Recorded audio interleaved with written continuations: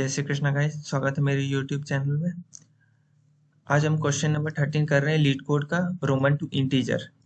Integer to Roman वाले question मैंने पहले ही सॉल्व कर दिया है। आप डिस्क्रिप्शन में जाके लीड कोड के प्लेलिस्ट को एक्सेस कर सकते हैं। उसमें मैंने क्वेश्चन नंबर 12 जो कि हमारा इंटीजर टू रोमन था वो पहले ही सॉल्व कर दिया है, आप उसे भी देख सकते हैं। ठीक है, तो टाइम बर्बाद किए बिना हम जाते हैं। पहले इसमें हमें करना क्या है, तो हमें एक स्ट्रिंग वैल्यू दिया रहेगा जिसको हमें इंटीजर में कन्वर्ट करना है। तो हम जानते हैं i का वैल्यू 1 होता है, v का वैल्यू हमारा 5 होता है, x का वैल्यू हमारा 10 रहता है, l का वैल्यू हमारा 50 रहता है और रिस्पेक्टिवली आप देख सकते हैं। उसके साथ साथ अगर iv है तो हमारा 4 रहेगा, vi है तो हमारा 6 होगा। उसी तरह यहाँ पे भी हमारा ix है तो 9, xi है तो 11 और XL अगर है हमारा तो यहाँ पे 40 हो जाएगा और LX है तो हमारा यहाँ पे 60 हो जाएगा। तो उसी तरह बाकी नंबर्स का भी है। और इसे सबसे पहले हम यहाँ पे अब इनपुट देखते हैं। यहाँ पे हमें 3 दिया हुआ है तो उसका आउटपुट हमारा 3 आएगा। और फिर हमें नेक्स्ट जो है दिया हुआ है यहाँ पे 58 का रोमन नंबर दिया हुआ है और यहाँ पे एक और दिया हुआ है 1994 का ये दिया हुआ है। तो मैं इसको सॉल्यूशन अब देखता हूँ। सबसे पहले मैंने क्या किया है, एक सम नाम का वेरिएबल बनाया है जिसका वैल्यू 0 ले लिया है। ठीक है, और स्ट्रिंग का लेंथ कैलकुलेट कर दिए। तो हमारा अप्रोच यहाँ पे हम एक लूप लगाए हुए हैं। लूप लगा रहे हैं क्योंकि हम लोग बार बार एक स्ट्रिंग का कैरेक्टर को लेंगे और उसे हम फिर चेक करते रहेंगे। ठीक है, sorry for the sound disturbance guys.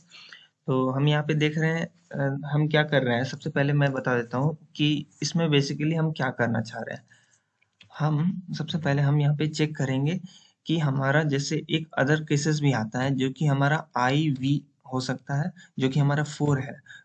ठीक है, और एक है हमारा वी आई जो रहेगा इसका वैल्यू हमारा 6 रहेगा। ठीक है, इसका वैल्यू हमारा 4 है और वी आई जो है उसका वैल्यू हमारा 6 रहेगा। ठीक है, तो वो क्वेश्चन को मतलब ये जो केस है इस केस को हम यहाँ पे डील कर रहे हैं। ठीक है,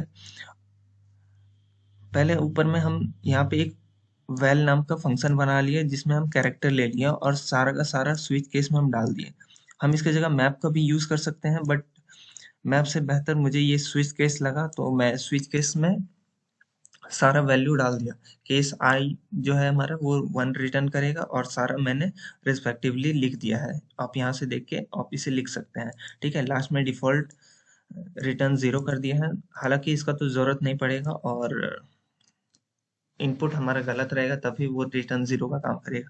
ठीक है, अब देख लेते हैं।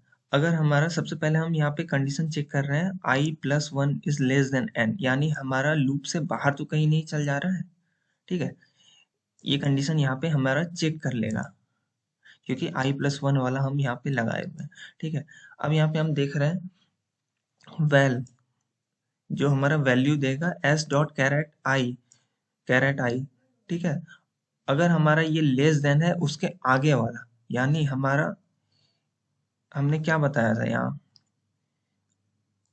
पहला पहला क्या है हमारा आई है, वो अगर छोटा है उसके नेक्स्ट एलिमेंट यानी वी से, तो हमारा क्या होगा, यहाँ पे जो सम है उसमें वैल को माइनस कर देंगे, यानी हमारा वैल कैरेट आई।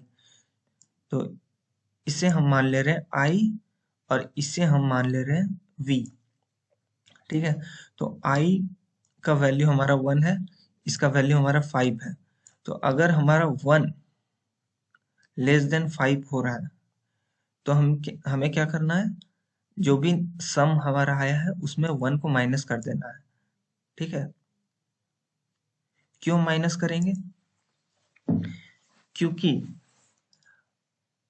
देखिए अगर हम 1 माइनस कर रहे हैं तो इसका मतलब ये नहीं समझिए कि 1 माइनस हो जाएगा। जैसे ही यहाँ पे कुछ 1 माइनस आ गया, ठीक है, लेट्स जमीन अगर यही वैल्यू दिया हुआ है 4 तो -1 सम में चला गया। फिर नेक्स्ट एलिमेंट हमारा रीड करेगा तो इफ कंडीशन नहीं चलेगा क्योंकि ये फॉल्स हो जाएगा, i+1 लेस देन n नहीं होगा। अगर सिर्फ ये दोनों एलिमेंट है तो एल्स का कंडीशन रन करेगा। एल्स का कंडीशन में क्या दिया हुआ है, sum is equal to sum plus val at S dot caret I.